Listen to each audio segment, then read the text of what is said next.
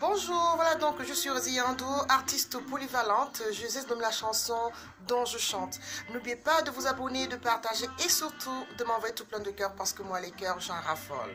Voyez-vous, je vous ai dit que je vais innover avec mes vidéos, on va aller dans des vidéos conseils pour nous permettre à nous aussi de nous booster et surtout de tenir vraiment tenir le coup face à cette société qui nous oblige toujours à ne pas s'aimer soi-même parce que les exemples de la société qui nous sont présentés ne sont pas les nôtres.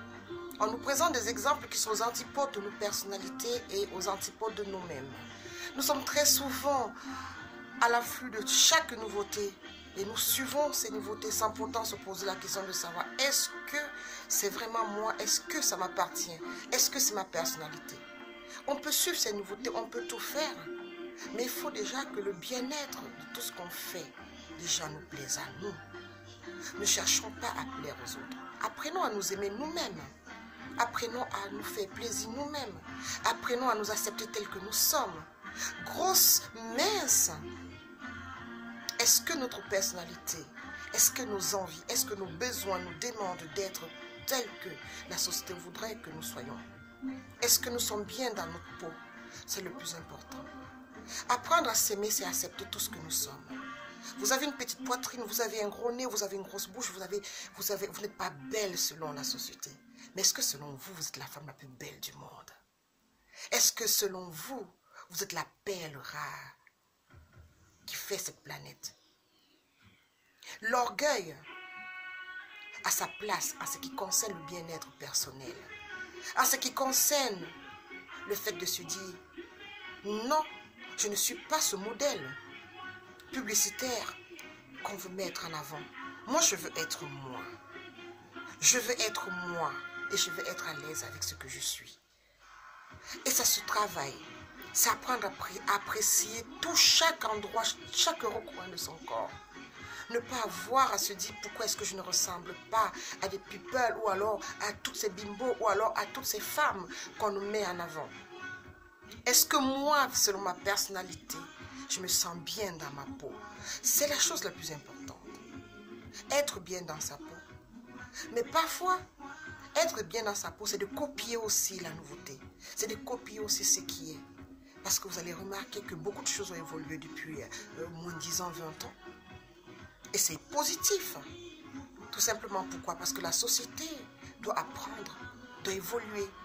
Mais en ce qui concerne l'évolution à tout prix, au point de marginaliser certaines personnes qui se retrouvent en train de se négliger, à ne plus s'aimer, à se dire je ne suis pas comme l'exemple que j'ai vu dans les magazines, alors je ne suis pas une vraie femme. Mais si tu es une vraie femme, apprenons à nous aimer, apprenons à apprécier ce que nous sommes.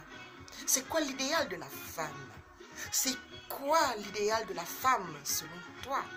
Est-ce que c'est être une mère de famille, bien dans sa peau, coquette, sexy, ou alors être une mère de madame tout le monde, qui va vivre sa vie au quotidien tranquillement, sans artifice? Mais quand cela ne tient, le plus important c'est être en accord avec son idée, avec sa pensée, avec ses envies. Et ça passe par le fait de s'aimer soi-même.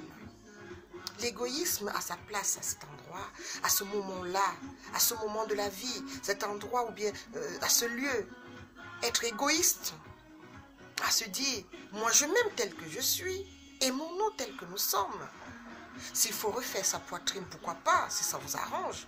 C'est le bien-être qui compte, ce n'est pas le regard des autres. Faites tout dans la vie en pensant d'abord à vous. Est-ce que, selon vous, vous avez besoin de ça ou pas? Est-ce que vous êtes bien quand vous faites ça ou pas? Personne ne va vous dire non, ne le faites pas. Et sachez que cette liberté-là incombe de vous. Ce n'est pas quelqu'un d'autre qui doit décider pour vous. Si est-ce que vous aimez vous maquiller ou pas? Est-ce que vous aimez mettre des mèches brésiliennes ou alors des rajouts ou pas? Est-ce que vous voulez être naturel comme dans une jungle au temps antique, que ce soit dans toutes les sociétés? C'est à vous de choisir. Personne ne peut choisir, ne peut faire ce choix pour vous. C'est vrai que nous sommes influencés par la société, mais apprenons à résister à cette influence-là. Est-ce que vous vous sentez bien dans votre peau? Est-ce que quand vous vous mettez avec un vêtement quelconque ou est-ce que vous mettez de telle façon, est-ce que vous vous sentez bien? Pensez au bien-être.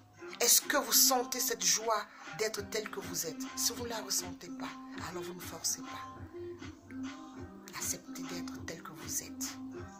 Apprenez à vous apprécier ou alors même à vous transformer. Si ça se trouve, vous pouvez être dans une certaine situation et vous pensez que c'est la bonne. Mais du moment où vous faites un peu un relooking, ou que vous changez et que vous sentez bien, ça veut dire que sûrement c'est ce qu'il vous faut. Testez, ne fermez pas les portes, apprenez. Mais le plus important, c'est d'écouter cette petite voix qui vous dit, est-ce que vous êtes bien dans votre peau? Est-ce que ça vous fait plaisir d'être tel que vous êtes? Allez, pour moi je vous dirais, j'aime bien être tel que je suis. Pourquoi pas, il faut s'aimer.